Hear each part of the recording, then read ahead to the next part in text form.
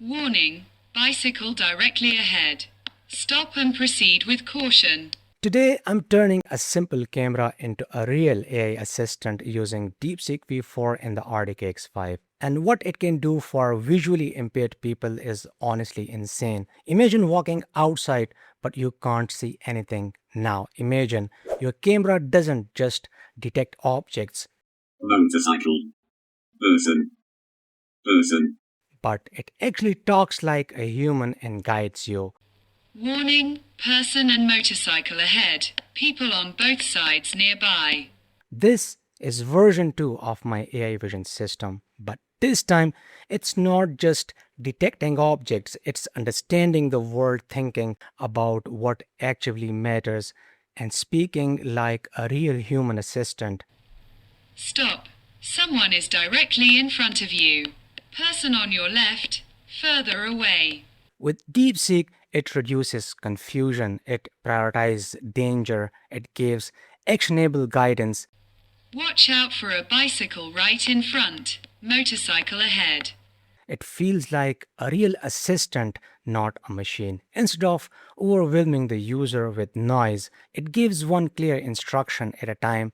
Stop. Someone directly ahead. People on both sides too. And that's exactly what matters in real-world navigation. Now, let me explain step by step how to do it. To use DeepSeek V4, you will need an API key. So here is how to get it step by step. First, go to the DeepSeek official website and click on Access API. Now, if you already have an account, just hit Login. But if you are new, click on Sign Up and create your account.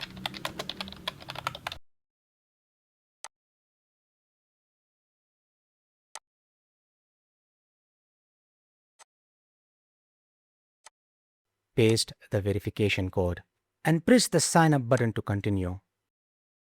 Now, when you log in for the first time, you will notice your balance is 0. So what you need to do is go to the billing section and top up your account. I'm not going too deep into this part because it's pretty simple. Once your balance is added, head over to the API section. As you can see on my screen, I have already created an API key. To generate yours, click on Create New API Key, and that's it. Your API key will be created instantly. Now, just copy it and paste it into your code like this. Never share your API key publicly. While you're on the RDK X5 desktop, open Terminal and run.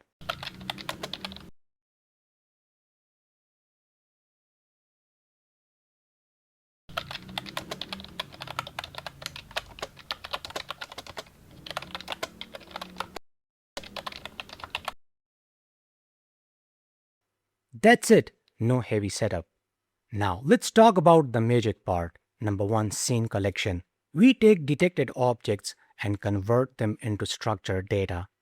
Object name, position, left, center, right, distance, near or far.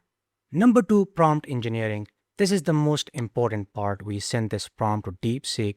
You are a smart camera on the chest of a blind person. This tells the AI who it is, what its role is, what kind of response we want. Then we force constraints, max 12 words, no explanation, only final warning. This is how we control the AI output. Number 3, API call. We send a request using Python. DeepSeek processes the scene and returns a human-like instruction. Number 4, smart output. Instead of multiple alerts, we only send the top 3 important objects. Then DeepSeek decides what matters most. Number 5, speech output. Finally, we convert that into voice, speak feedback text. And now our system literally talks like a human assistant. A USB camera and speakers are connected to the RDK X5. This is actually the same hardware setup from version 1. I have already explained the full setup in my previous video, including how we use eSpeak to convert text into speech. So if you have already built version 1, you are completely ready for this upgrade. To run this project, make sure you are inside the project folder. Right-click the mouse and select Open Terminal here. After that, type this command sudo python3 blind.py. I've mounted the camera on my chest, so what you are about to see is exactly what the system sees. Now let's find out, does version 2 really make a difference? Warning. Person directly in front of you. Stop. Oh my god, this is insane. It's literally telling me when to stop. Person directly ahead. Far.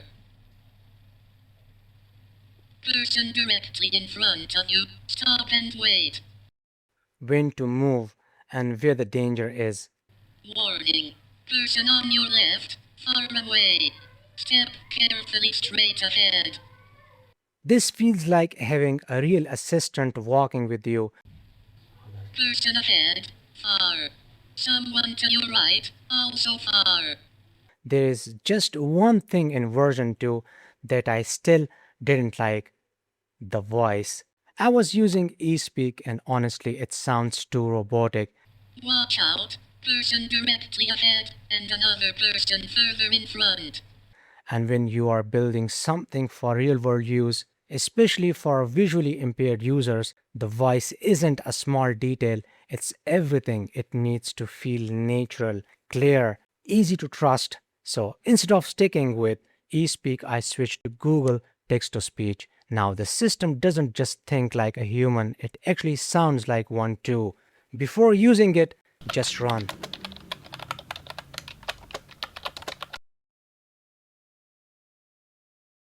Now, here's what's happening behind the scenes. Inside the speak function, we send the text to Google's TTS service. It returns an MP3 audio file. We save it locally, then play it using MPG123. But there is a small catch. When you run the script using sudo, audio won't play through your normal user. So we fix that by detecting the real user. And then we play the audio as that user. And just like that, you get a natural human-like voice output. And if anything fails, it instantly falls back to eSpeak, so the system never stops speaking. Now, version 2 doesn't just see, doesn't just think. It finally sounds human too. Now, let's go ahead and test the final version.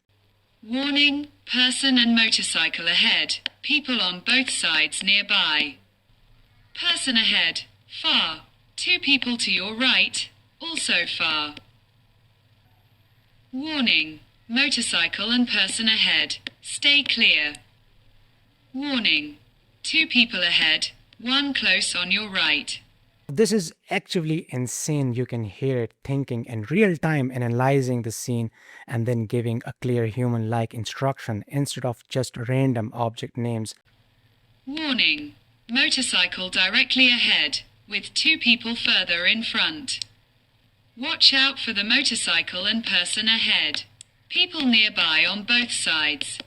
Sometimes it tells me to slow down, sometimes it tells me to move left or right, and sometimes it just says stop immediately. And that's the crazy part. It's not fixed. It's not pre-programmed. It's reacting to the real world differently every single time. This actually feels like a real AI assistant guiding you. Stop. Someone is directly in front of you. Person on your left, further away. Stop. Someone directly ahead. People on both sides too. And one more thing that made a huge difference: the voice. Stop. Someone is directly in front of you. People are also on both sides. With Google text to speech, everything changes now. It doesn't just think like a human. Warning, bicycle directly ahead.